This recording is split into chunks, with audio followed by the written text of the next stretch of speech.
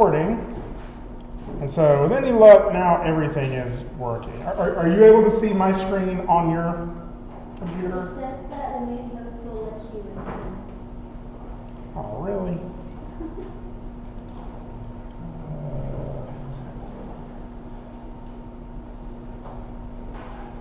Yes, I know I'm sharing my screen.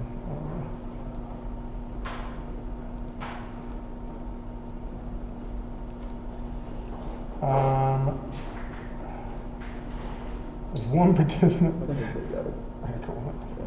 Admit. There you are. I apparently had to admit every one of you. I will fix that. That is annoying. Darth Vader is in the room, y'all. Just wanted to let you know. And okay, that's what it says in the thing. So, are you still able to see if I do that? Yes. Okay, cool. So this is kind of working. And I'm recording the whole thing for YouTube.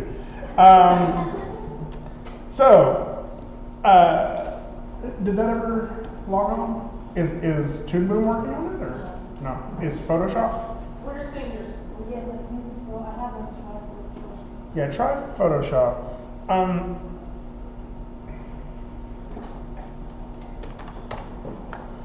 Okay. It does work? Okay, cool. So what I was going to do today, if you've already got your animation done, this is just a relative recap. I recognize that last class period was very confusing. Like there was a lot of information I threw at you very fast. The weird thing about it is I really, I've thought about it since then. I'm like, oh, maybe I should have taught it in reverse order or something. Started with the timeline. I just don't think that there's actually a good answer. I think that the answer is to learn Toon Boom, you have to be a little confused for a while. And then stuff will start clearing up. So I threw a lot of stuff at you. I assume you all went home and fought with it based off the fact that I got some emails, people struggling with stuff. That's cool. It means you were all fighting through stuff. How many of you were able to get some variation of a ball bouncing at least once? Okay, that is success. I'm going to show you sort of how I go about doing this. I'm actually going to have to raise this table up just a touch more for drawing purposes. So I'll be peeking over the top. I'll pull this over a little closer. So what I'm going to go ahead and do is I'm just going to do the entire project, kind of quickly, kind of sloppily. Create a scene. Create a scene. No. Oh, it is creating the scene. Okay. So I have this. With my pencil, I'm going to want to be able to draw some circles. I'm going to just go ahead and do my, really I need 3 keyframes, right? I need the ball up in the air, I need the ball down on the ground, I need the ball back up in the air, right? One of those can actually just be a copy of the other, the up in the air, or where it is you want to start from. If you wanted to start yours from being down on the ground and it bounces up once and comes back down, that's fine. But I'm just going to do mine starting up in the air. I'm going to get my up in the air pose, I'm going to get my down on the ground pose, and then I'm going to just kind of go from there. So I'll start on frame 1 on my timeline, sort of tap that. I'm going to go to my pencil. I'm just going to draw a circle. I'm going to be unhappy with that circle. So I pretty much constantly keep my hand on Control Z. Change my brush size. I'll make this a little bit bigger so y'all can see it. Just going to go ahead and make me a little circle there. That's close enough. Okay, so that's my up in the air. I'll go out to about frame 10, and I'll go ahead and draw my squash down on the ground. Now, I'm kind of going blindly right now because I don't have my onion skinning on or anything, but I can kind of skip back and forth and remember what that looked like. But if I want to be able to, like that's a big gap, right, between frame 1 and 10 to be able to turn on that onion skinning. Well, if I want to extend that all the way out to where I'm at, I can actually just hit F5 and it'll extend my first drawing from frame 1 out to frame 10, right? So again, this is just one drawing, right? And it's just this circle. I'm just exposing it on my layer for 10 frames. Does that make sense? Okay, it's not 10 different drawings, one drawing that I'm exposing for 10 frames. So what I'm going to do is on frame 10, I'm going to say, I don't want that to be this drawing anymore. I want it to be a new drawing. Right? So we got two buttons here. This one here, it's like a little piece of paper with an X on it and a little plus sign. That is going to create a completely empty drawing. Okay? Now, I will show you, there's a way I could make a duplicate of this drawing, but I'll show you that just a little bit later. So what I'm going to do right now, just tap that, and now I have a completely empty drawing, and then if I turn on my onion skinning, I'll be able to see, even if I'm just one frame away here, if I'm just looking at the frame right before and right after on my onion skinning range, I'll be able to see the drawing right before it. So with that, I can go ahead and draw my squash pose, right? And again, for every drawing I do it like 5 times at least, right? It just takes me a little while to get kind of warmed up. There we go. Maybe something like that. I'll go ahead and grab it, and I don't know why that's not working, bro. Grab that. Maybe use my arrow keys to just kind of nudge it over a little bit. So something like that's pretty good, right? Go back to my drawing tool. So I'm just going to work backwards one frame at a time. Now, I know that kind of goes against the pose-to-pose way you probably may think of animation, right? Where we just kind of cut everything in half and sort of work through that. If you've been in character animation, you're kind of like, wait, what? But we've already done the pose-to-pose. We've got our 2 main key poses. There's no need for more breakdowns of these poses. Now what we're doing is tweening, right? And so I have to think of tweening in terms of my ease. So I'm going to go ahead and create a new drawing. Oh, that's the wrong one. I'm going to create a new drawing layer just here for reference so you can see what I'm talking about. You probably saw when you Googled pictures of a bouncing ball or schematics of it, you probably saw like some timing charts, right?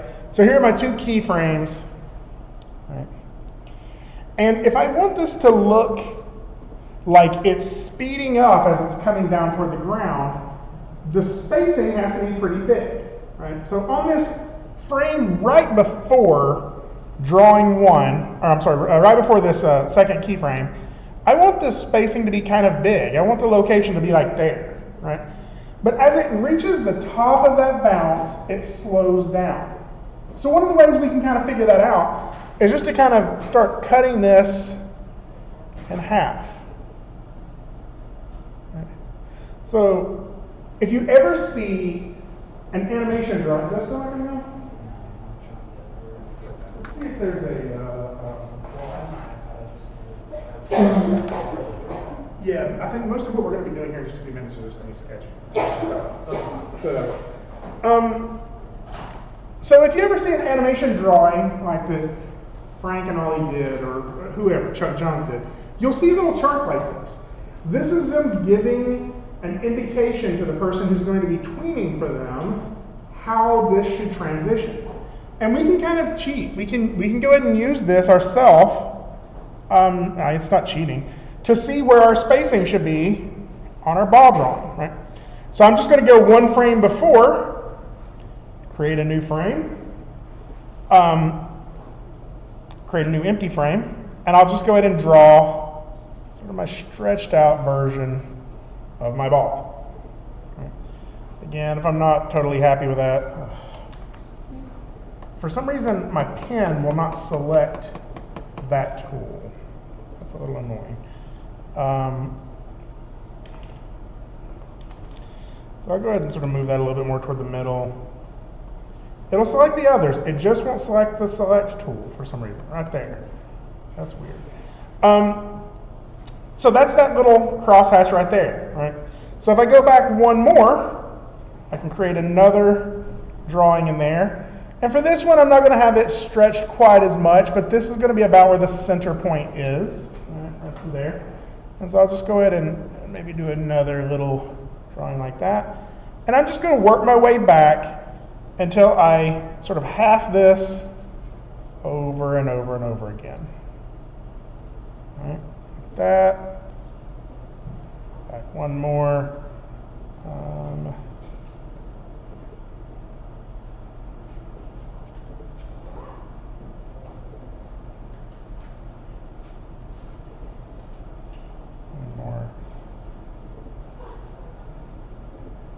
And so I'm actually going to stop right about there. So my calculations were kind of off. I gave myself too many keyframes. So I'm just going to go in here, highlight these three, delete them, click and highlight these, just drag those back to there, and then I'll delete my last three little remainder keyframes there. So now if you watch this animation with the onion skinning off, you get this, which is about half of a ball bouncing, right? That's the ball falling. For it to be a bouncing, it has to sort of pop back up. Right? However, we probably would remember that for the most part, that's just a reverse order of these frames, right? That's just these frames playing backwards again, right? If I just wanted to bounce the same height forever, which I guess is physically impossible, that's just these same frames repeating in reverse, right? So there's a trick I could do here. If I wanted to, I could highlight all of these keyframes, Control C, go out here, Control V. Now I have a copy of each of these drawings. Now I want to point out something. This is a copy of these drawings. This isn't a new drawing. Okay, these drawings are connected. So this frame that I have here on frame, let me put it on frame 20 so you can see. So this frame that I have on frame 20 looks exactly like this frame on frame 1, and that's because it is. If I draw through this frame on frame 1, that is now also on frame 20. Okay? I've created a separate thing, a separate drawing, and that drawing is just now being exposed twice on my timeline. Now this is one of the reasons I'm showing you how to do this, is because this will actually save you a little bit of time if you know that. Because what I could do from here is I could then just grab these and start moving them one at a time back over to here. Now I don't actually need that one again. I don't really need my squash twice.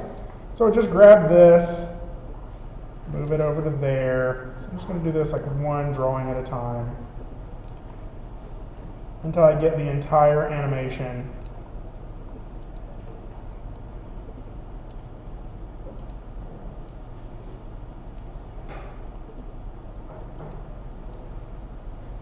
Playing backwards. And I can delete these excess frames, and what I should have now is a bounce. Now if I want to see this looping, I can actually just limit my timeline now to those frames. And if I hit play, it's going to play it one time, but if I click this little loop button, it should play it as a repeating bounce. Now it's a little fast, but I'm okay with it. Okay.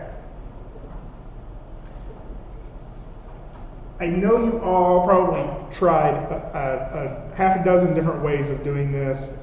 I hope that some of them worked out pretty well for you.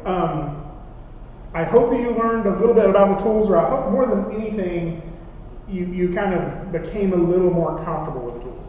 How many of you still just have questions about the drawings? Like how or about this process? Like some stuff that came up while you were fighting with this?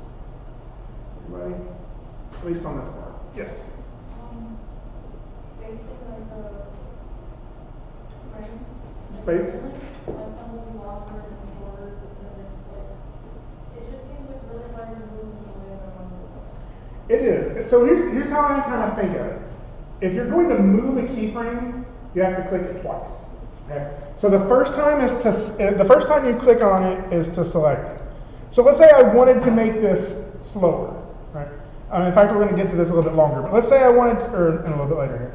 Let's say I wanted to make this frame right here at the end hold for longer. Let's try the squash frame. Let's just say, for example, I wanted this squash frame to hold longer. Well, that means I want the number of frames that this is being exposed to be more than just this one, right? Like I want it to be exposed maybe 2 frames or 3 frames, right? So what I can do is grab the frames after it. So I have to click the first time to highlight it, click the second time to move it. So if I'm going to select all of these, I can click highlight, and I can sort of drag my highlight there. Let me actually see where that is. So I would click here to highlight, and while I still have my mouse down, I'll just continue to highlight them all. And then the second time I click and hold it down, I can drag it.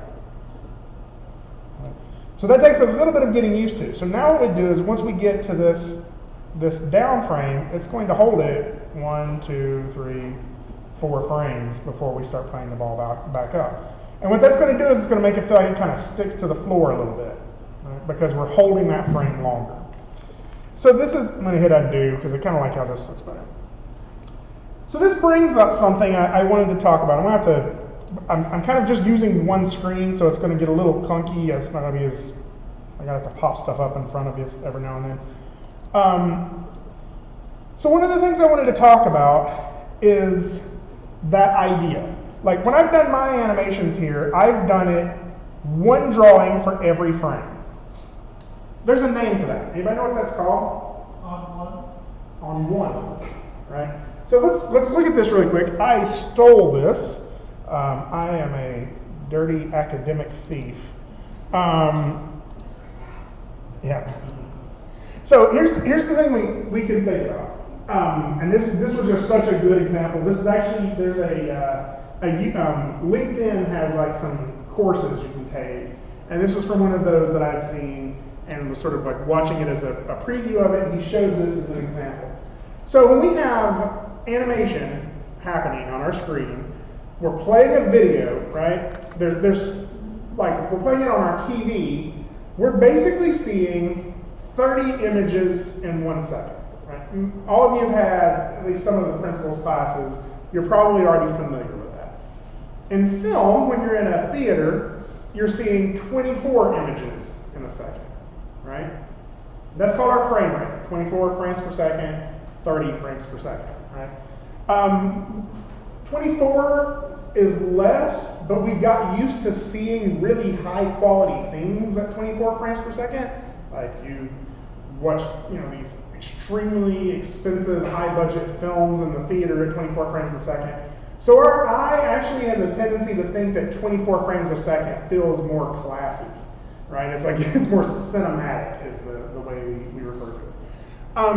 30 frames per second, soap operas are filmed at 30 frames per second. We think of that as seeming like sitcoms are filmed at 30 frames per second. It starts feeling a little more like, that's a little cheaper because I see that on my TV, right? Now there's lots of other frame rates at 60 frames a second. A lot of video games try to play at that. But when we're talking about that, let's just for right now think about 24 frames per second.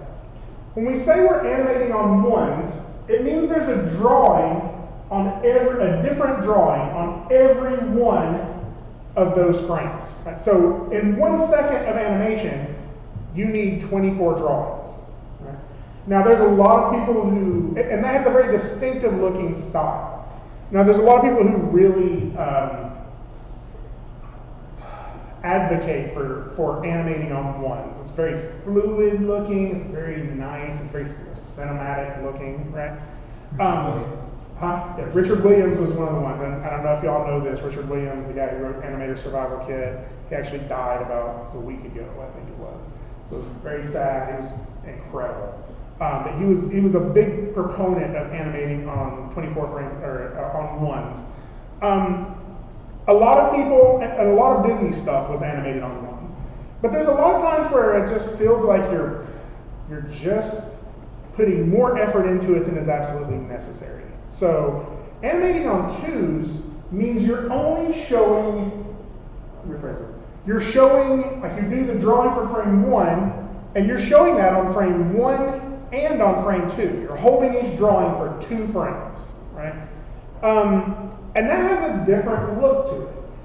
It's a little bit more poppy feeling, but it also sometimes has a little bit more energy. And where we started seeing this the most was in like the Looney Tunes, like Bugs Bunny, Daffy Duck, and all of those. They were trying to make those a little faster. They started animating on 2s, and they realized nobody cares. That looks good. Like it's not ruining our animation. Whereas Snow White was on 1s and took a lot of time. It was this very beautiful, elegant thing. And so it really just became a technique. You don't always have to have a drawing every frame. But once you get below 2s, like if you animate on 3s and you hold each drawing for 3 frames, it's going to start feeling a little, the animation is going to start feeling less smooth. It's going to feel much more poppy. And that means you're going to have to change your animation style to fit to that. Now, it's still usable. There are still styles of animation that are on 3s. And in fact, some animating is animated on 3s because you just have to do a lot of it really fast, right? More than and keep in mind that this isn't like a rule. It's not that you said, I'm going to animate on 2s, so every frame must be on 1, 3, 5, 6. Like, you can have sections that are completely on 2s, but then you have a very detailed motion, and so that little section you have on 1s, right? Or maybe you just have the fingers on 1s. Interestingly, and I'm sure you've all heard this talked about to death, that's one of the distinctive style elements of Spider-Man Into the Spider-Verse, is that Miles is animated on 2s, which is not something you usually see in 3D animation. 3D animation is, the computer is generating those in-betweens, so you may as well render every frame, right? You may as well animate it on 1s. 2D animation, you are the render engine, right? You are the thing that is rendering this, and you only have so many hours of your life to live. So let's make the most of all of them, and sometimes animating on 2s just makes more sense. In this class, I want you to prioritize animating your animations at least on 2s. There are some whole frames, like where a character just stops and is just sitting there, that you can take it down to maybe like 3s or maybe even 4s, right? You may be able to get away with some of that. But whenever a character is moving, try to get a drawing at least every 2 frames. Now, what I have on mine right now is a drawing every frame. So mine is currently animated on 1s, right?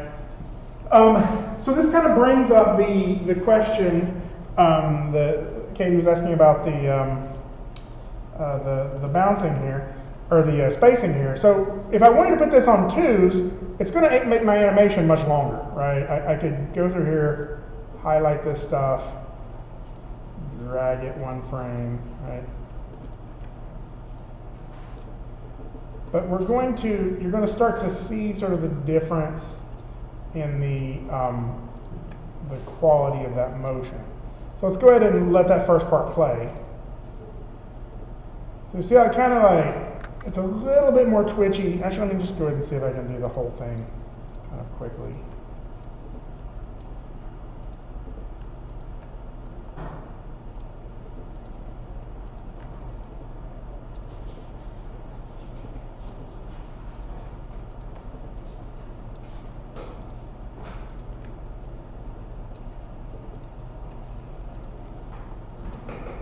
Sometimes I wish I could fast forward real life so you didn't have to sit here and watch all of this, but... It's my favorite part of class, right? Is it? Yeah. So is your Zen I time? love to do really tedious stuff. So you can see that like it's still completely believable, right? After watching it on 1s, it feels maybe a little bit more twitchy, a little bit more jerky, and obviously it's slower. So if we're animating on 2s, that means I maybe didn't need that many drawings, right? Or maybe I only needed that many drawings. I only needed it to be on 1s on my like smear frame right before it contacted on the squash, right? So I'm going to undo all that because I think mine looks better on 1s. Okay, 2 more kind of quick things I wanted to talk to you about on this. One is you're probably wanting to color this, right? Now I wanted to show you just a couple of things in terms of this. Let me actually pull up my to-do list on here to make sure I'm covering everything. Yeah.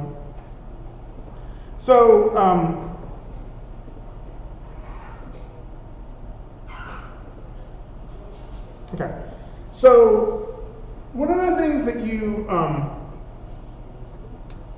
probably are wanting to do is put some color on this, right? I know that part got a little confusing because of that layers thing. So let's go ahead and look at that really quickly on how we can do this in a couple of different ways. I'm going to click this little, right now all I'm seeing is my color view. So if I need my drawing view up here, I can click this little plus sign and bring up my drawing view. And so now I have them both side by side, right? Now, if nothing is showing up in your drawing view, that's probably because you don't have a drawing selected. I'm going to pick a drawing from my view here, and you'll see that that's it. Now, as long as this eyeball is not dark, like you've not clicked on it and it's not highlighted, then you're only going to see in your drawing view the layer you have selected. Currently, I have the line layer selected. Right? Now, if I click the color layer, I don't see anything. Now, the easiest way for me to color this is to pick a color swatch. Let's do red. I'm going to get me something that's a little more palatable here. There we go. I'll call this fill. And so if I'm just in my line view and I use my paint bucket tool, I can just click in here and fill that bucket, or use the paint bucket to fill that circle. The problem with that is both of those are on the line layer. If I go to my color view, that fill is still on my line layer, right?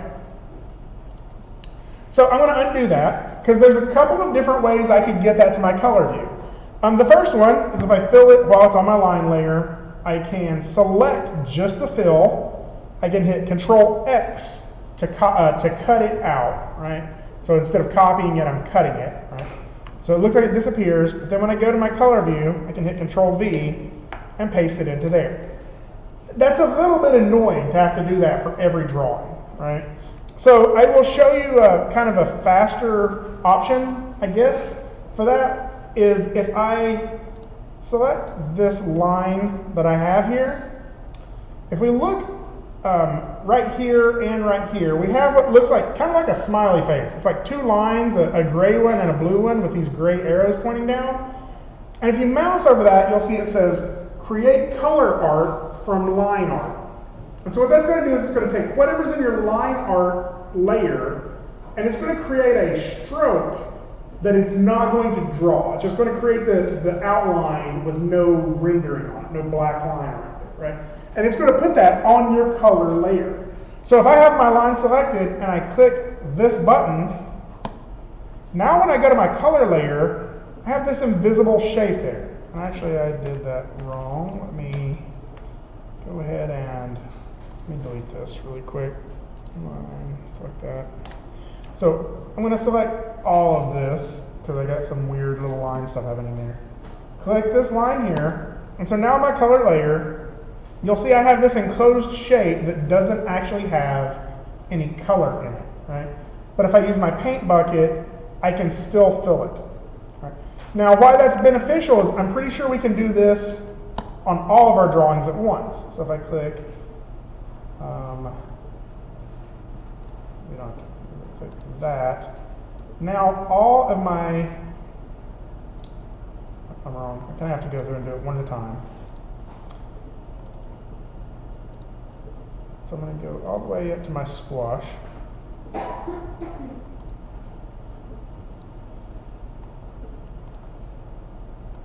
we go.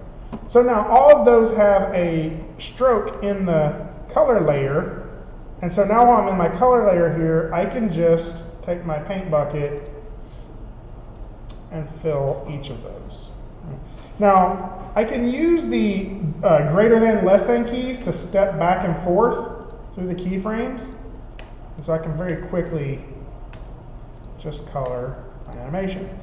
Now remember, I copied frame 1, remember, and put it out here on the end of my animation. And that wasn't a duplicate, or that wasn't a new drawing that looked just like it. it was a duplicate of that drawing. It was I guess we can consider it an instance of that drawing, right? And so that means that since I colored those first 4, my last 4 are also colored. So now I have the entire thing animated with color. Again, that's just one cycle of that bouncing ball, right? And you'll remember one of the things I said you're needing to turn in is have it bounce 4 or 5 times. So I'm going to show you one more quick trick to this that's actually a really quick way of making this cycle forever. If I highlight all of my keyframes and I hit Control-C to copy, I can click the very next keyframe, right-click, and there's an option here to paste a cycle. So if I click on that, it will ask me how I want to paste it. I just want to do normal forward. I can actually have it sort of ping pong, or I can just have it play a reverse version of it. So if I do normal forward, I can say I want it to do, let's say 5 versions of that. I hit OK, and it's just going to paste them all the way out through there. Again, all of these are duplicates of that same drawing. So if I change this, it will affect all of these that go out through there. And so now I just have this ball that bounces for about 80 frames, right? So let's go ahead and sort of shrink our timeline down here. We're going to do one more thing. I want to, well, kind of a couple of steps for it, but I want this to be a video, right? I'm sure you do too, because that's what you're going to be trying. If I were to render this out into an image sequence, what I would get would look like this. And so my black lines disappear, right? And that's because my background is also black. It's really like my background is empty, right? And the program is just deciding to render empty as blackness, right? The reason I mention that is because this actually has an alpha channel with it. I could render this bouncing ball out, and all that black area around it, not including the line, would render as transparent, and I could composite this drawing on top of some video footage or something. Similar to, bringing back Richard Williams into this, similar to Who Framed Roger Rabbit, right? You could draw over video footage and have a 2D character interacting with some video footage, right? And you can actually bring the video footage in here to do that.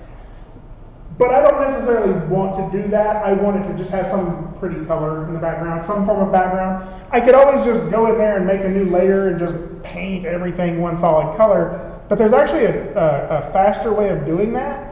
If I click this little plus button up here to add a new layer and choose color card, it's going to put, I don't know why I put it there. Let's put it right there.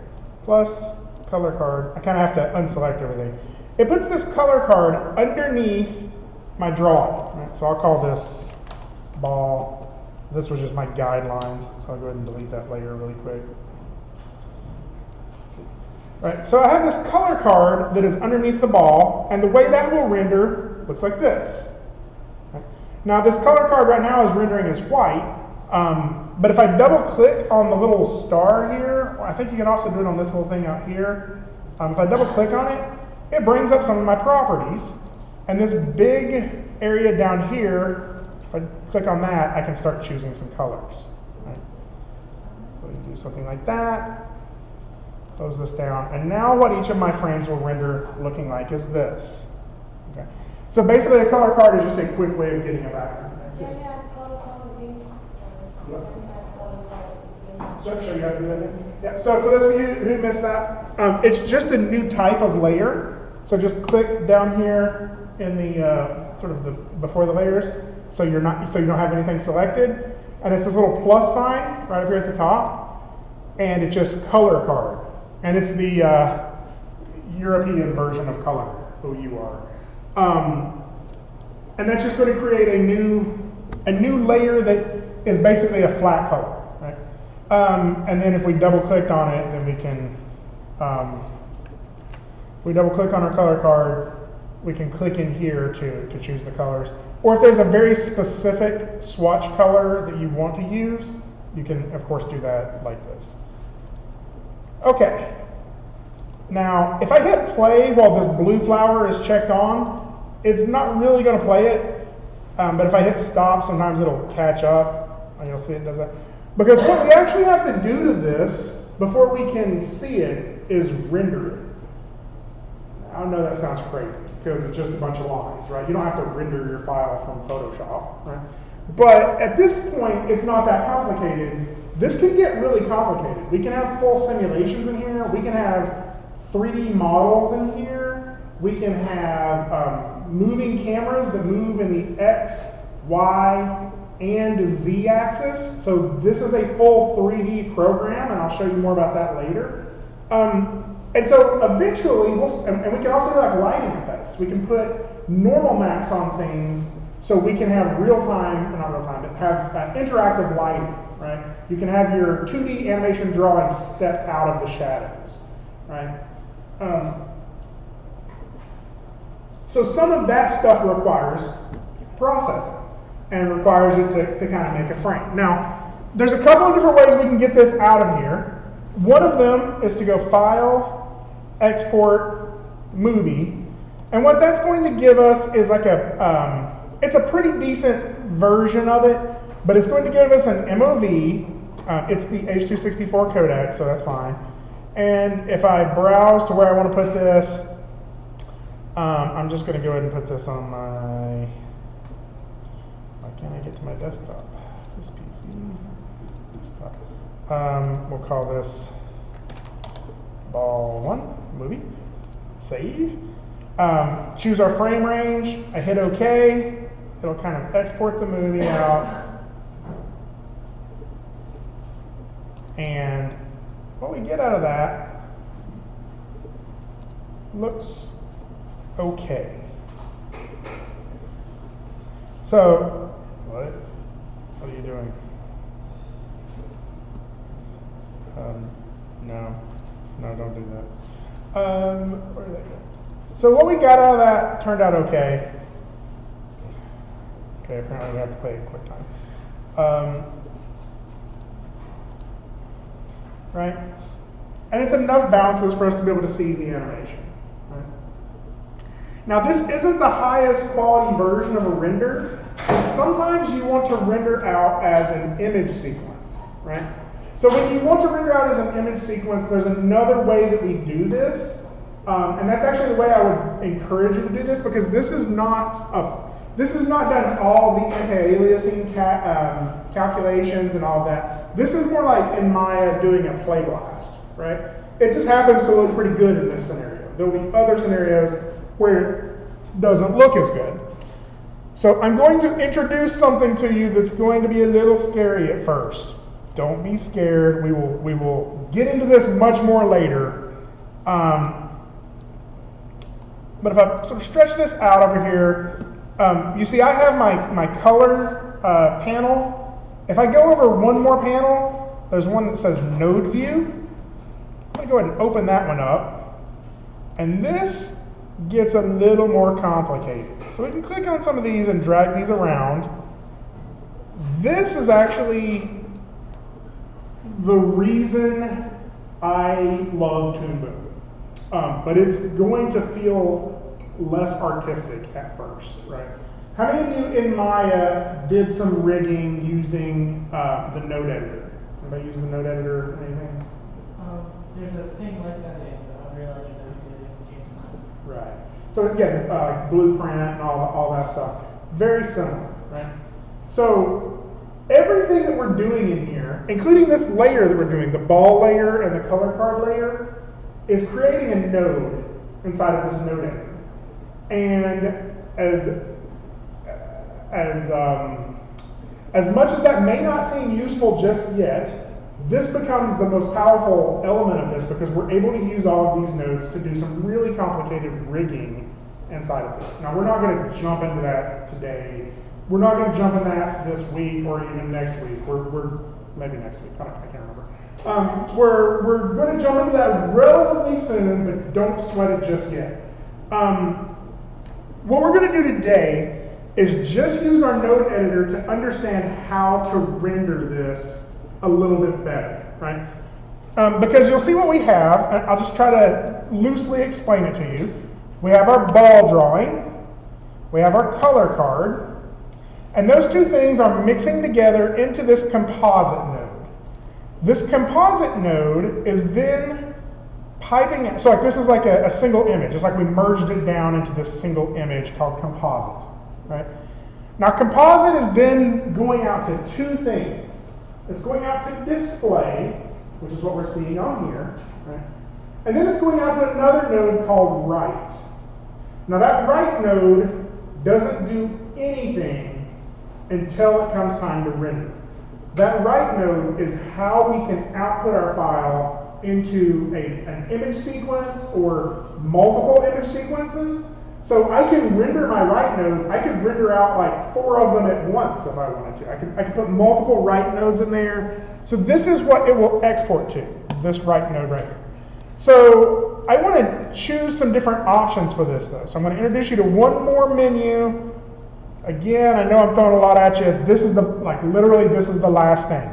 If I go to plus right here, I can add my layer properties. Okay? So each of these nodes, we could also consider a type of layer. So that means if I have this ball drawing node selected here, that layer has some properties to it, right?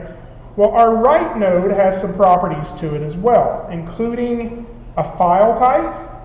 So I could render this out as a PNG4, I think it is, has an alpha channel. I can choose the start frame there, the numbers that it's going to lead, like how many prefixes does it need. I can change the drawing folder, can choose one. And right now it's going to put it under new scenes frames on my Greg in class folder here. Choose. I can name this ball underscore, right? And so all of these settings are there just so I can now go to File, Export, Render Write Nodes. Okay, so what that's going to do is if I hit that Render Write Nodes node, or button, and hit OK, it's going to render all of those at the highest quality it can. And then if I go look at my grading class, new scene, under my folder, my new scene that I just created here, I should have named it, under frames, I now have a bunch of PNGs of that ball. And they're all very high quality images. And we can have an image sequence then that we can take into Premiere, right? Now, I want to show you, I know I said I was almost done. I want to show you one more thing, because we didn't really talk about saving. I'm guessing most of you figured it out, because the trick is to go to File, Save, right? And you probably figured that out. What gets a little more confusing, and if you do that, under new scene, you'll see it creates my new scene next stage. It creates this .aux, it creates a palette list, some scene elements and all of that.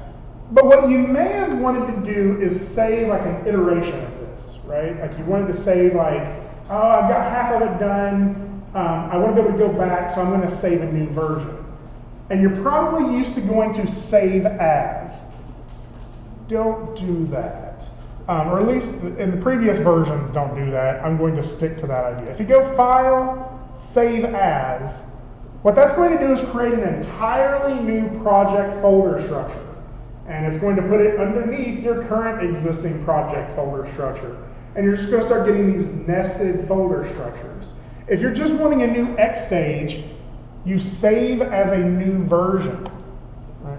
And it brings this up, and you can just say _1. And hit OK. And so you'll see what you get out of that is now just a new X stage and a new .aux folder, or aux file, under this same folder. Now this is interesting because everything that you need now is in this new scene folder, or I had one called First Day from last class period, right? Including if everything crashes, if that X stage file gets really messed up, right? There's actually still a lot of stuff in here that's really handy. Like obviously there's those frames we exported, right? But under Elements, Ball, that's the name of our layer, right? And under that, you'll see that there's a bunch of TVG files. TVG are vector files, right? So there is a file saved for every drawing of that ball that I did, right? And so let's say like something messes up and something crashes and you're like, oh, I was so happy with that drawing. Well, it's probably still saved under your elements into that TVG file and you can just re-import it in, right? So that's one of the reasons we got to sort of stay kind of organized on this. Also, I do want to mention, like, your palettes are something that are interchangeable as well. So, like, if later on we're working on a bigger project, if two of you are animating the same character and you have to change, like, the color of the character's hair, you can just swap out palette files and it will update it. Okay. Did that answer some of your questions from last class period? Okay. So, stretch a little bit. All right, because I have another lecture we're going to do, but it's not about animation. Okay, it's about characters. So I'm just going to go ahead and go to new, and we're going to call this one character. All right. Okay, just in case I need something to draw in. I encourage you to do this too, but you don't have to. If you want to do this on a sketchbook, you're welcome to do this on a sketchbook. If you want to do this in Photoshop, you can. I would encourage you, and I say that because I know some of the computers are being a little buggy. Some of you are still probably feeling a little uncomfortable in Toon Boom. I would encourage you to start working in Toon Boom pretty exclusively as we go. But if you're having some issues right now and need to do this on some other stuff, you can. So I'm going to open up another quick lecture here. It's not that quick, but it should take us through most of the class. Do you want to do this alongside you, or? Some of it. Okay. Marlowe lectures. So part of this is going to be stuff that I want you all to kind of try to, right? And some of this is a little bit of a refresher for previous classes. What are you talking about? Yeah, sure, that'll work. I bet I have it open on my computer downstairs. Okay, so if you've had me for, how many of you have me in character animation? Okay, how many of you have me in animation fundamentals? Okay, so some of these slides are going to seem familiar, but that's just going to be a refresher. So I wanted to do this today, and I'm trying to get to this today, because next class period is Friday, and I like observing the Friday as a work day sort of habit, right? I think it gets you into a good habit. However, Monday is a holiday. Is that correct? Yes. Right. So don't show up. Stay at home and do not. It's Veterans Day, right? Labor Day. Okay, Veterans Day is later this semester. Huh? November. So I knew we had one was Labor Day, one was Veterans Day. So do not labor on Monday. But that means we're almost going to have it's going to be a week from today before we see each other again, right?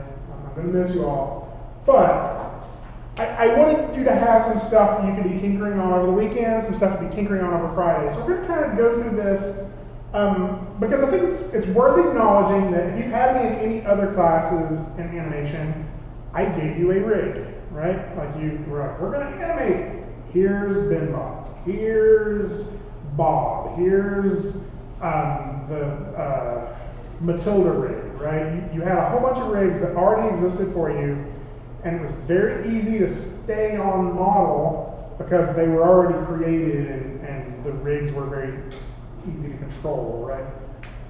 That doesn't happen in 2D animation, right? I could do a project where I give you a rig that I've already created. I have a feeling that that's not why you came here. Like, you want to make your characters come to life. And that makes sense because I could never draw every possible scenario that you would ever need.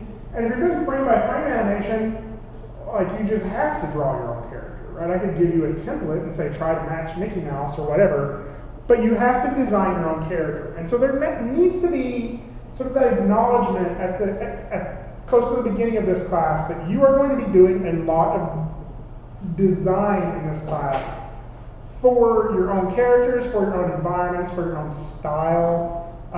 All of those things there's nothing you're going to get for free in this one, right? Like all that stuff has to come out of you.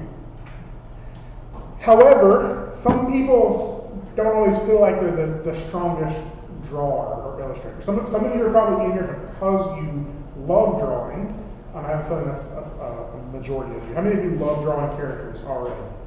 All right. If you still feel like you kind of struggle with that, that's one of the reasons we're doing this. And it's also just, you maybe have never practiced designing a character. Now, I'm actually moderately weak at this, but I am good at theory. And like, there's a lot of, it's a phrase that I like, is take your weakness and make it your strength. And so this is an area that I am personally focusing on a lot in my own growth. However, you've probably all drawn characters and you love like drawing a character or coming up with a character. You're going to have to draw it 24 times in a second, right? For a second of animation. So creating characters for animation has some differences than just doodling something in your sketchbook, you know. So I wanted to talk a little bit about some of the stuff behind that, right? So I've kind of came up with this system, particularly for people who have not really done a lot of character design. Designing your characters using something I call building blocks. There's plenty of different phrasing for this, but before we jump into this, though, we have to kind of have a quick crash course on a couple of things. So first, we're going to talk about pose really quick. So there are three things that make up a strong pose, right? There's contrapposto is the first one. So we have a character, these parallel lines, parallel are boring, right? So if we get a little bit of an angle in that, that's contrapposto. It's a countering posture, right? We see this a lot in Michelangelo's day. There will be a little bit of actual and cartoon nudity in this. I just forewarning. So contrapposto is just the countering angles between your shoulders and your hips, right? That happens because your spine curves. So if your spine didn't curve, you get these very parallel lines, but if you have a curve in your spine, you get this automatic countering posture. This also happens in twisting, right? So I know a lot of this is very familiar to you, kind of stick with me. Another element that makes up strong pose is your line of action, right? It's this imaginary line of like flow of energy that you can draw through a character's pose, right?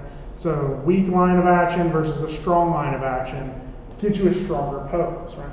And usually you can just sort of start at the character's head, go through their feet, or go like sort of out their butt, depending on how they're kind of posed, and get like a swooping line. And if there's a weird hitch in it, if you clean that up a little bit, usually it makes the pose a little stronger. That's because our bodies are trying to be as efficient as possible, right? And an efficient pose usually has a clean line of action. And we can see that most of this happens in these very strong poses. This is one of the characters I did for Civ 6. So these different lines of action that you're pushing in the pose. Now the third thing that makes up a strong pose, silhouette, right? This is your ability to identify a character simply by its outline, right? And obviously we all know who this dude is. He killed Spider-Man. So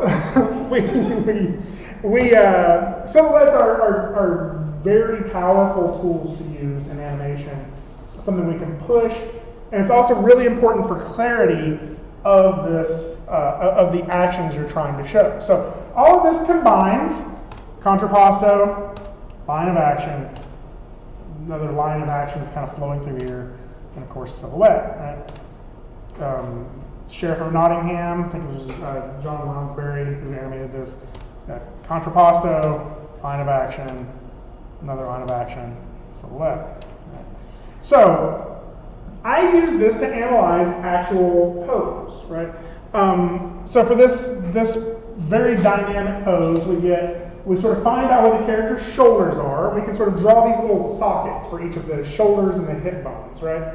And then we just sort of draw a line in between there. We can sort of get this direction of what our contrapposto is. So she's got a little bit of a twist in there. She's got some angle. This isn't a super strong contrapposto, but it's a side angle. So then we get our line of action. Start at the top of the head, go out to the sort of the furthest extremity, right? So we get this line of action. And then we can always push that line of action. So because she has that force, that's what's holding her up, is her hands, we can sort of pull up from there. So we can exaggerate that just a little bit if we wanted to, right? So keep in mind, exaggeration, one of the 12 principles, right? And then the silhouette is really just understanding where the limbs are from there, right? If you think about it, contrapposto is your angles of your shoulder and your hips, right? Your line of action is sort of the line that goes through your torso, your spine, your head, right? And then your silhouette is just the angle of your limbs. Like how are your limbs sort of displaying outside of your torso shape or your main mass shape in order to generate a good silhouette. And if we know all those three things, we know everything we need to know about this character's pose to be able to recreate it. However, that's what we get, right? And in character animation, we practice this to be able to craft stronger poses, right? And if I were giving you a character rig, you could use just that information to craft a strong pose in 2D, but I'm not. And when we look at this, we know nothing about this character. If I printed this out, took it downstairs, and handed it to Marty, it's practically abstract art, right? There's no information about the character. I would be like, who is this character? Tell me something about them. And he wouldn't even be able to tell me, gender, what these lines are, anything, right? I don't even have a head in here. So that's where we need to really start thinking in terms of masses for our creation of a character, right? This is just telling us the information we need to know about pose. We can apply that pose to any character. So let's talk about generating a character. This is the interactive portion of the show. So what I want you to do is just give you a new clean page on something, and I just want you to draw 3 circles, okay? Sort of like what I got here. Proportions are kind of irrelevant, but you can go for something kind of like this, right? Now, once you have these, and this is just, I'm not taking these up, this is kind of an in-class practice stuff, right?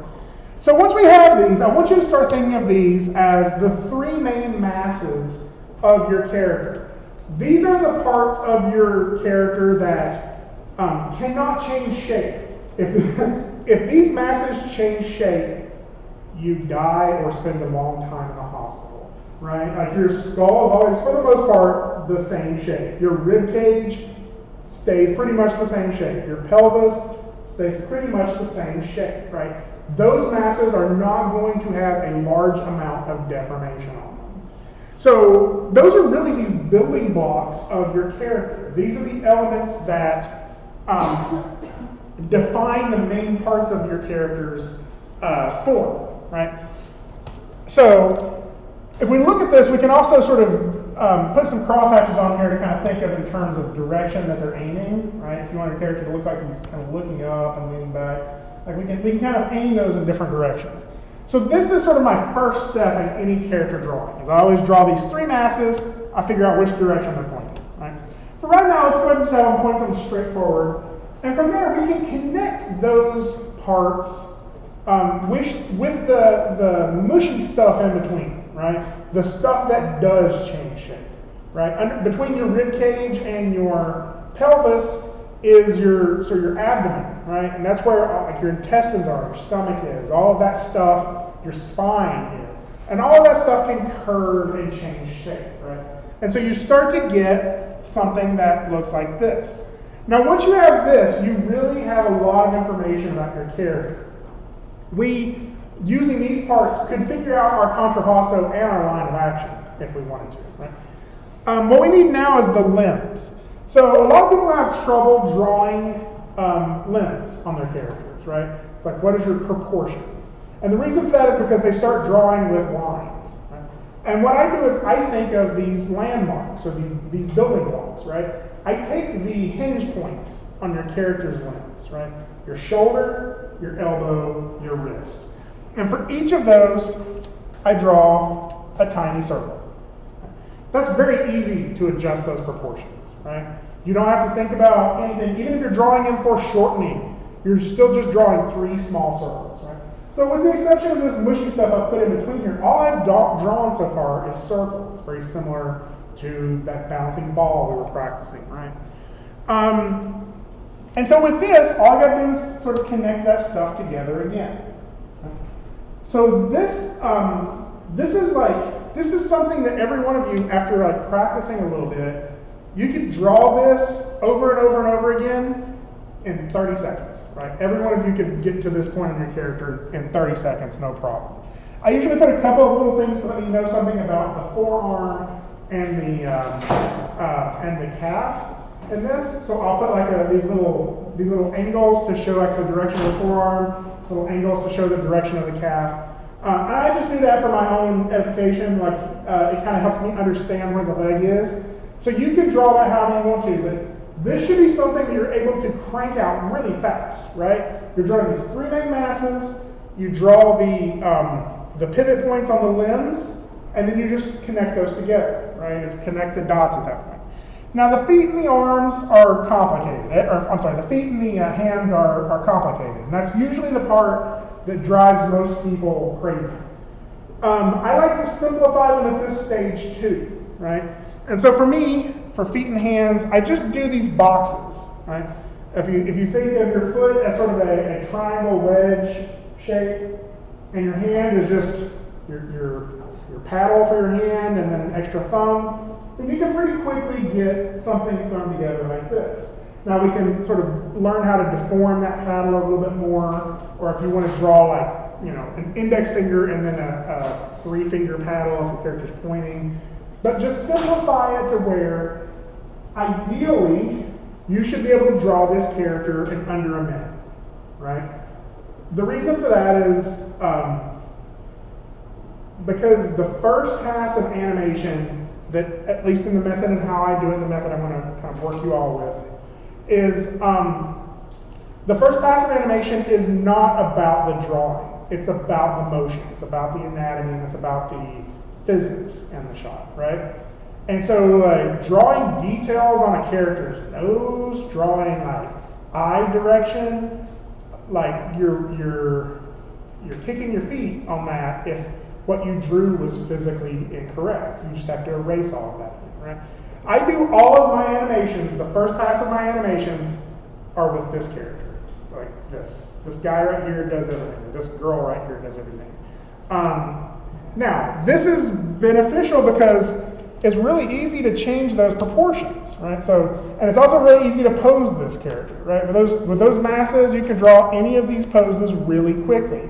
And this is all you need to be able to start getting your animation, right? Is these poses. Now, on top of that, after you've done all of your animation with that sort of simplified mannequin character, then we can start adding proportions to this. We can start adding detail to our drawings. And we'll sort of talk about that later. Again, this is still very rough sketchiness, right? But you can see that you can turn that into stuff. So again, from our character from before, I can start finding her masses in here, right? We can see that pelvic mass, that ribcage mass, that head mass. I don't believe this is real, but let me double check. Hello?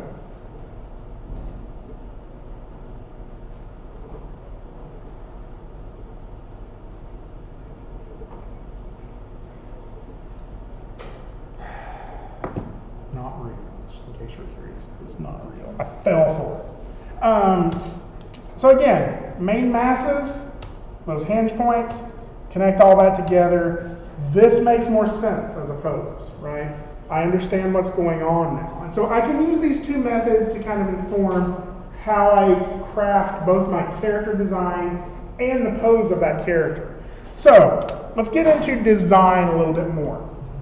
These first three, go ahead and start a new drawing, just for fun here. These three spheres we drew, and you don't have to do a whole new page. If you just want to go to like the next frame on Toon Boom, you can just start drawing there, or you can do a new layer if you want, right? So remember these 3 spheres we drew? Let's do 3 more sets of that. So a total of 9 spheres, like 3 sets of these. But before you do that, do each of them in a different proportion. Right? So right now we got slightly smaller, a little bit bigger for the chest, slightly smaller for the pelvis. Just try 3 random shapes, 3 random sizes for each of those, right?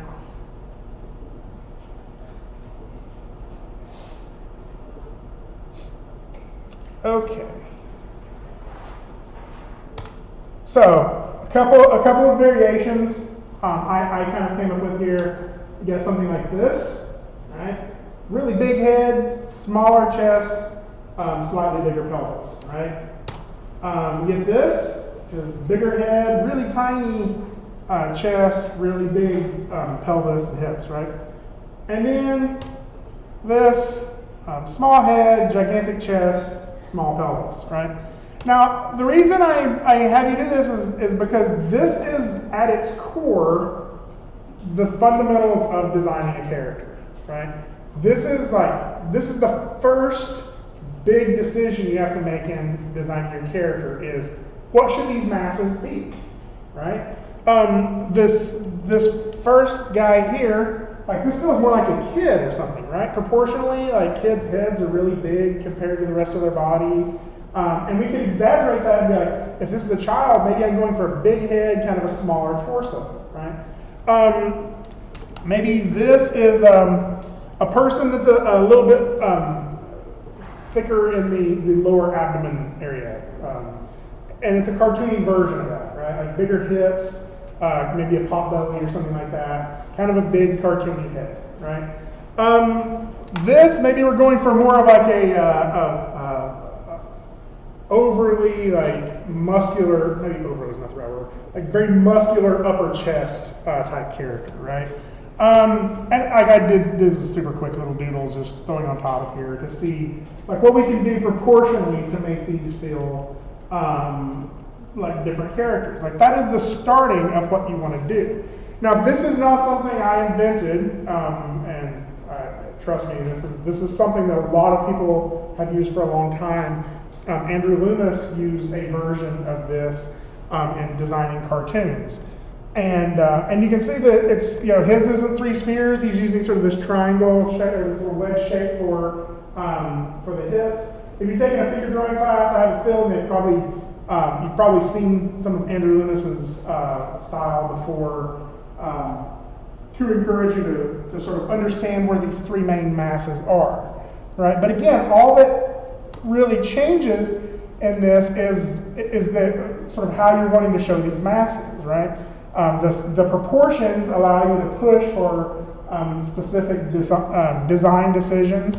And I'm choosing spheres, but if you feel more comfortable doing other geometric shapes, whatever. I'm not holding you to this, but this is very fundamental in that you have to know these things about your character before you can correctly draw the character over and over again.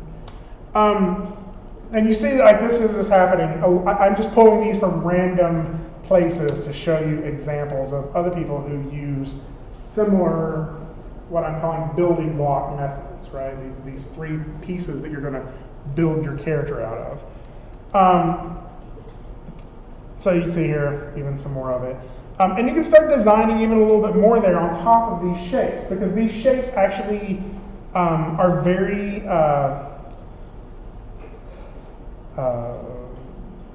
not close, but like they have elements that can be attributed to the actual form. So I want to kind of pull from some examples here. This is a couple of books that are I actually have them in my office if you want to borrow them. I just pulled a few examples of how we take that then and start designing from it. So the first one was a book called Masters of Anatomy. They basically found a whole bunch of different concept artists and said, we want you to design, quote unquote, a typical male and a typical female. And they sent them all the same reference photos. They sent them these images. I scanned them in kind of quickly so they're not great examples. These 2 images. This is the typical male, typical female. For this book, obviously. So they said using this as an anatomy reference, draw your version of that in your style, right? In the style that you would like to create that character. And so I thought it was worth looking at just what did people come up with, right? Just what is without any personality features, just male, female. What did people come up with, right? So this is Genevieve Tsai, I guess. Very cartoony, big eyes, very kind of bubbly characters for the female, more angular for the male. So I'm just going to kind of flip through these so you can see the different ones. Notice like changes in illustration style. The outline types in this are not like, whereas in this first one we get these black lines, these we're getting these very softer lines and softer like color changes. Very like stylized stuff and really pushing the anatomy. But what I want you to be looking for in here is those masses again, right? That shape for the head, the shape for the rib cage, the shape for the pelvis. Each of these are dynamically different, right? And I can't promise that that's where this illustrator started with this, but there's a good chance that that was a point of this. So you can continue to see. So I guess the point I'm really wanting to make here is I'm not going to try to force you, at least early on, I'm not going to try to force you into a specific style, right? Style is part of what you're bringing to this. And you all like to draw in a specific style. If you're challenging yourself to try different styles, that's cool. And these are some great books to sort of learn sort of the people's take on style. So I think this one's a really interesting one in terms of proportion. If you were to draw those three masses, he's really, he or she, Dan, is really pushing, I would almost say stereotypical male and female proportions, to where the man has that really big upper chest. The woman's kind of he's like really pushing that hourglass idea, right? And he's taking those proportions that people might think of and exaggerating them in very specific ways, right? So again, all that is just exaggerating or pushing those building blocks that we were talking about from the very beginning. This one's actually one of my favorites. So I like this style a lot. I love her work. Oh yeah, like the shading on this is just really neat. Like I like it just feels soft. Like everything on this feels soft. And I like the shading on his beard. And then again, like this is like, I love that for some reason the typical female apparently is also part cat, which I think is interesting. That's really relatable. I know, like, isn't that, and the typical male is completely bald except for that one hair. But this is what you're bringing to it, right? And I want you to feel encouraged in this class to explore whatever it is that makes your characters yours. I love these two. Like, these are just so. This is the stuff that I wish I could do. Like when I try to go like super cartoony, super exaggerated, like it doesn't have this appeal. Like, and this has so much appeal. Some interesting things to note on here, like the repetitive shapes that you're seeing over and over again. So especially you'll notice in her face, her eyes and her mouth are all that U shape, and then so is her chin. And it's like you're just getting a lot of those shapes. And then if you look at his arms, from his wrist all the way up to the other wrist, all the way around there, it's just sort of that U shape flipped upside down again. So again, variety is really important in this. So another book I have downstairs that I would be happy to let you borrow, 21 Draw, is this challenge that they did. They've actually had a couple of other challenges since then that have been really good, and they have books for those as well, where they sent illustrators or character designers a single like description of a character, and then they created that character and all like the components of that character themselves, right? So they just sent the word croc to this guy. This is what they got back, right? Diva, girl next door. So again, bringing your own style, And when you just hear that sentence, what do you craft from just that almost stereotypical phrase, right? Grandpa. I love him with the baby. Yeah. I love this one. Martial arts master. I love that he has glasses and a cigarette, right? because without it, it's still pretty cool. He's kind of got that Elvis hair thing going on, and we think of like Elvis went through that martial arts phase or whatever. But that just tells you like that's something that is a story element, right? Like he's a black belt, but also a smoker. And he's like how is he like wheezing after he's done all of this, like, or is it just like I don't know? It just makes you ask questions about his life, right? And that's just an interesting little story design element. So Tom Bancroft did a caveman.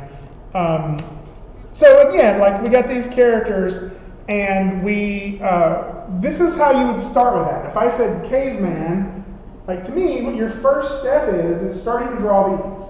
Like you can envision the rest of the character in your head. What are those three masses, right? So we're going to try that in class. Do we have some time here? Not very much at all. Okay. Well, that sucks. Actually, I'm going to go ahead and read through some of these. I'd like you to kind of play around with them afterwards, right? So, and this will be in the video. I don't know if you realize this. After I'm done with class, I just immediately upload the video to YouTube. So you should be able to watch some of the videos and check these out. What I was hoping to get to is to be able to try some of these out in class. But let's try Fred. Fred's a volunteer firefighter, strong, muscled, rugged, often has stubble, handsome, and women love him. Shorter hair, but not a buzz cut. Small feet. Has a tattoo on his upper arm with flames. Right? Now, every person in this room, if you started to design that character, and you're welcome to pop in and just sort of do your three masses of that, or try out Fred.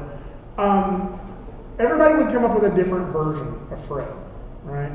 And that's really kind of a fun experiment that I was kind of hoping we could get to, is just to do that and then walk around and see what everybody came up with. So I have a whole bunch of quick characters in here. Mindy, 16-year-old, cheerleader, bubbly, cutesy, blonde, but she's not very thin. Everyone loves Mindy, and she's super funny. The other cheerleaders pick on her for her weight, and she laughs it off, but she's very self-conscious about it, right? Who is Mindy to you, right? Like, that is what your job is at this point. Werner, male, 10 years old, thin and short, loves all form of sea life and wants to be a marine biologist, long, unkempt hair, right? And these sort of descriptions sometimes may be all you get at the beginning of a cartoon, right? Beginning of a production. Galgax, alien, purple with tufts of hair on his back, thin, tall, has a big head, a big head, a big smile and ears, small eyes, nerdy, curious scientist alien visiting Earth to study humans as animals. He's very friendly. Hawthorne, female teenage goblin. So I'll let you all kind of, if you want to try some of these, you can. But what I really wanted to get to today is we're going to need to start animating some characters soon. So now is time for you to start making your own character. So I'm going to go ahead and pull up D2L really quickly, because I know we only have like a few minutes left. Dude, like this 2-hour class thing, like, this does not feel long enough. I'm so used to this class being a summer class where it's like 3 hours, 4 hours sometimes.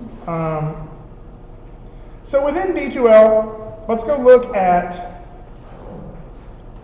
exercise 2. Exercises. So this is our character design. So in this exercise, you're going to create a character design to be used in future animations. Why are we doing this?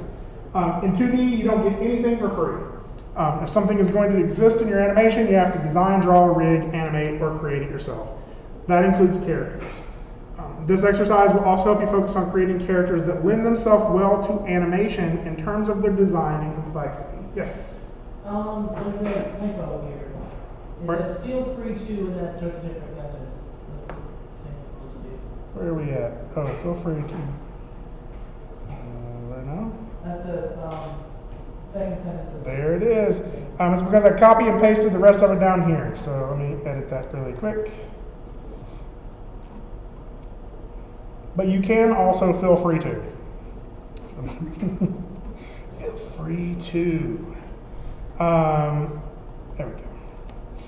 Yeah, it's on the second paragraph. I just left that part in by accident.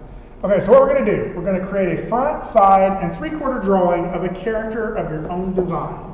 The only stipulation for the character is that the character needs to be humanoid and needs to be capable of jumping for a future animation. So we're going to later be animating a jump with this character. Right?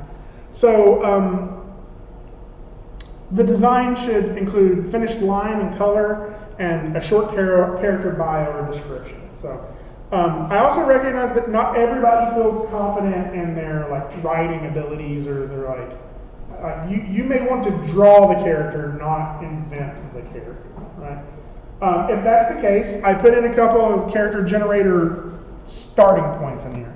If you don't feel confident in your ability to create a character bio description through your imagination, feel free to use one of the many character generators online as a starting point. So I'll just click on a few so you can see, generate some random characters. How many would you like to generate?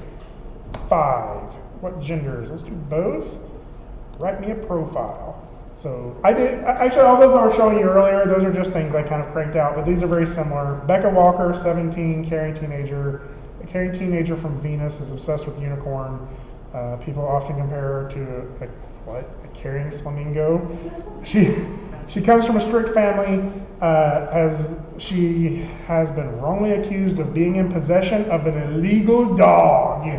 So pretty much everything except for that comparing her to a caring flamingo thing makes kind of sense. So what you can do is start with this, edit it a little bit to make it the character that you think is interesting. Having said that, some of you may be like, no, I want to make a character. And if that's the case, that's cool. It doesn't have to be a human character. I said humanoid, basically meaning I want them walking on their back legs, primarily. You can do something like if you wanted to, gorillas, do kind of that half walk on their hand thing, if that's kind of what you're wanting to go for. But basically, it's something that stands upright on 2 legs. Yes. Is it important if they have humanoid, the upper leg, lower leg, foot, or can we do digitigrade, upper leg, lower leg, foot, toe? Yeah, you can do that. So actually, interestingly, that's still the same anatomy. It's just where it bends. That's like a horse anatomy.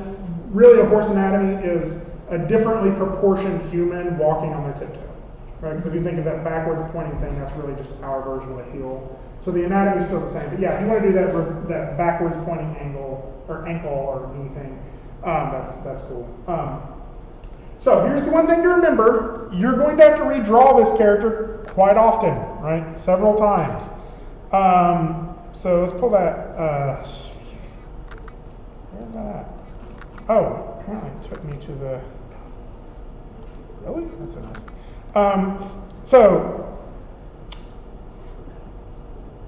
There's a couple other generators there. So what you're going to be creating is a illustrated page. I want you to be thinking of the thing you have to draw over and over again, but I put a bunch of links in here to some pretty nice concept art examples. And I'll also go ahead and copy, probably won't do it right now, I'll do it after I get back down to my office. I'll go ahead and copy this entire PowerPoint projection I just did up to D2L so you can, not D2L, to the ETSU E3 server under resources. So a bunch of examples in this. When does this due? Wednesday, September 4th. So today is the 28th, so it's a week from today. It's an exercise because you also have the Labor Day weekend. You all may be going out of town, but this gives you a couple of days to work on this. And I'm just looking for some JPEG images on this, right? This doesn't have to be a Harmony file or anything like that. Yes. Okay, so that kind of answers the question. You don't care what platform it's on? No, just as long as I'm just looking for the design, not necessarily the file. Because we're going to take that after that, and we're going to start building stuff from your design, right? This is not going to be the final illustration you do of this character. We're going to do some frame-by-frame animation of it, And then we'll also have the option to do a rigged character later on. So I know we're technically out of time. I did want to go really quickly here up to DIGM classes and show you that under Greg, 2D animation, there's the resources folder and the submissions folder. Resources is empty right now, but that's where I'll probably drop that PowerPoint. Submissions, there's an exercise 1 bouncing ball folder in there. So if you want to drop your bouncing ball in there, that's where we'll go ahead and take it up. I'm not because we've had so many little hiccups. I'm just going to go ahead and extend the due date on that until next week as well. Okay, so whenever you want to drop it in there, I won't check it until a week from today. That way, if you all decide, oh, that was really cool how we did that in class, you can go back and rework it if you want to. But it'll pretty much be a pass-fail. If you have something in there and you're just wanting to turn it in, feel free to go. Yes? You just want that MOV file? Yeah, just the MOV file, just the video. You don't have to do the whole Harmony folder or anything like that. So, yeah, there we go. So as you're finishing that up, I know class is technically over. I did want to quickly mention a few things. The counseling thing I was mentioning the other day, I couldn't remember the name of it. It's called Let's Talk. And it's going to be on the top floor of the Millennium Center, all the way at the back. So right as you're getting ready to, I think it's 218, yeah. And I believe it was Wednesday from 2 to 4. But I'll post some stuff on D2L for you about that. The last thing, and this was kind of an important one, I think you probably have already gotten plenty of emails and warnings from Deborah about it. If anything in your schedule is going to change, that has to happen this week. If you do it after this week, everything explodes. It's financial aid issues, all sorts of stuff. There's a new rule, so even if you're just switching to a different class or one of your other classes or something, make sure you do all that stuff this week. So, otherwise, thanks for bearing with me. Sorry, I'm 2 minutes over, so I'll be around if y'all have any more questions. And I am going to try to get the computers fixed. That is something we want to do this.